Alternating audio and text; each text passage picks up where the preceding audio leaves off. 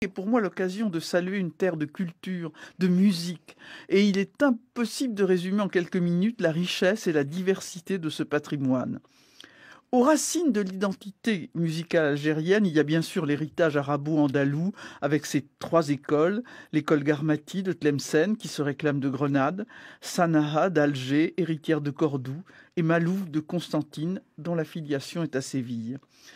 Ce sont ces dizaines de milliers de réfugiés morts, chassés d'Espagne, qui vont gagner l'Afrique et en premier lieu l'Algérie et y installer des codes musicaux très raffinés, très structurés, représentés par les noubas, des pièces musicales et instrumentales où les solistes se produisent dans un ordre codifié.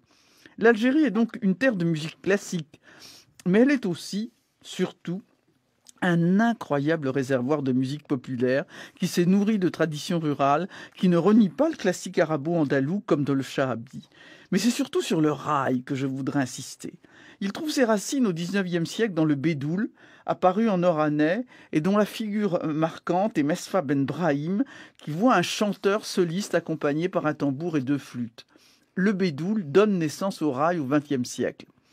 La caractéristique du rail est de s'imposer sur des textes forts. D'ailleurs, rail signifie opinion, point de vue. Le poète donne son avis sur des thèmes profonds, en n'hésitant pas à pratiquer des mea culpa. Si le rail est né dans l'Oranais, il conquiert très vite toute l'Algérie avec ses deux figures emblématiques que sont Cheikh Hamada et surtout Cheira Rimiti. Après l'Algérie, le rail partira à la conquête du monde entier et l'album Koutché, coproduit par Cheb Khaled et Safi Boutella, édité en 1987, est classé parmi les 100 meilleurs albums du siècle.